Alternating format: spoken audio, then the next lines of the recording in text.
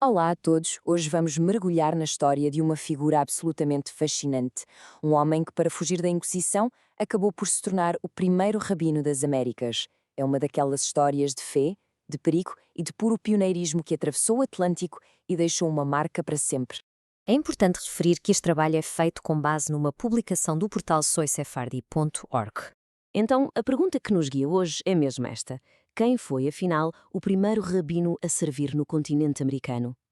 O nome dele era Isaac Aboab da Fonseca e, acreditem, a história dele é verdadeiramente notável.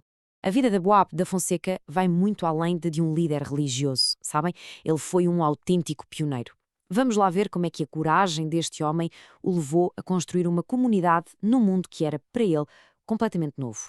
A jornada dele é quase um guião de um filme. Começa com a perseguição, passa pela liberdade, atravessa um oceano para fundar uma comunidade do zero e depois tem de fugir de novo, no meio de uma guerra. É uma narrativa de resiliência, de uma fé inabalável e de uma liderança incrível em tempos de crise. Bem, para percebermos o homem temos de recuar até às suas origens, a um tempo e a um lugar onde ser judeu era um crime punível com a morte. Vamos então fazer essa viagem, de Portugal até à fuga para a liberdade em Amsterdão. E para percebermos a família dele, este termo é absolutamente crucial: marrano. E atenção, não estamos a falar de uma conversão por vontade própria. Eram famílias forçadas a viver com o medo constante da Inquisição, a praticar a sua fé às escondidas, geração após geração. E esta cronologia, uau, ela mostra bem a sua ascensão meteórica. Imaginem só, nascer com o nome cristão, Simão, e ter de fugir de Portugal com apenas 7 anos. Chega a Amsterdão, uma cidade de liberdade religiosa sem igual na Europa da altura, e ele não só abraça a sua herança, trocando o nome para Isaac Aboab, como se revela um verdadeiro prodígio. Aos 18 anos já é rabino e aos 33 já era um dos líderes da próspera comunidade sefardita. Impressionante. Mas a jornada dele estava longe, muito longe de terminar. Aos 36 anos, o seu caminho dá uma volta e aponta para um novo mundo. Uma missão que o vai levar a atravessar o oceano até ao Brasil holandês.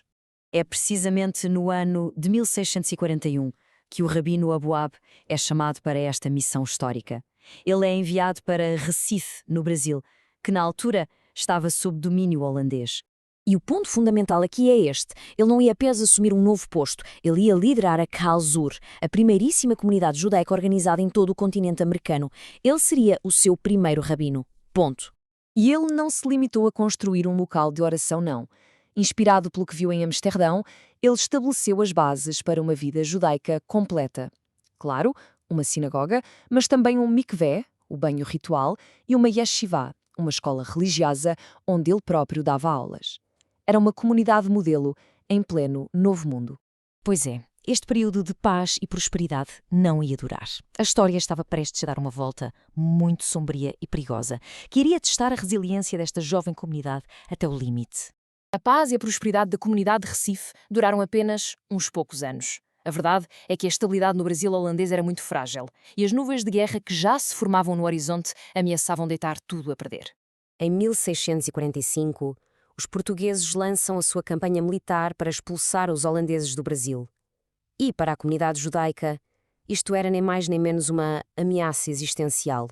Mas porquê? É que, enquanto os soldados holandeses podiam esperar uma rendição honrosa, para os judeus não havia essa opção. O regresso do domínio português significava o regresso da Inquisição. O ultimato era claro, era brutal, e era um eco do mesmo perigo que tinha feito as suas famílias fugir de Portugal. Depois de anos de cerco e de luta, a cidade caiu. E no meio daquele caos, o rabino Aboab e uma parte da sua congregação conseguiram escapar, fazendo a longa e difícil viagem de regresso a Amsterdão. O sonho da primeira comunidade judaica das Américas tinha sido desfeito pela guerra. Mas a história não acaba aqui. Este número 24 é muito importante. Representa um pequeno grupo de refugiados judeus do Recife que, em vez de voltarem para a Europa, foram para norte. Acabaram por desembarcar noutra colónia holandesa, Nova Amsterdão. Hoje, claro, conhecemos-la como Nova York. Foram eles os pioneiros da comunidade judaica daquela cidade. De regresso a Amsterdão, o rabino Aboab foi nomeado grão-rabino. Ele não se reformou, nada disso. Pelo contrário, liderou a comunidade através de algumas das maiores crises intelectuais e espirituais do século XVII.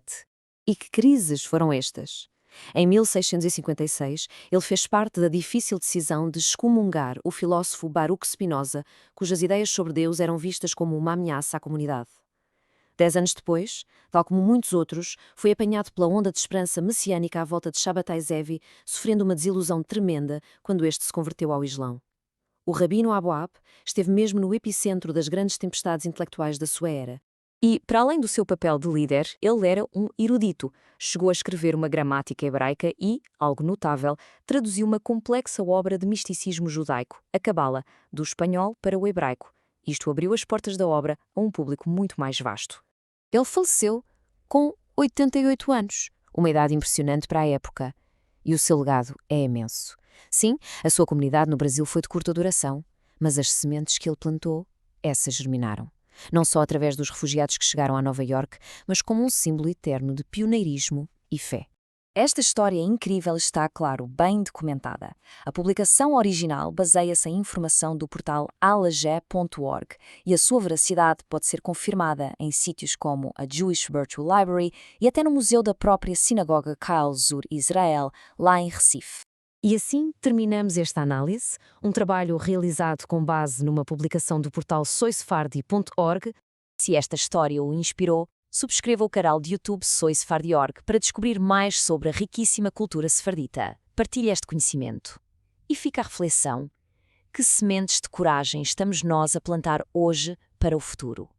Muito obrigada pela companhia.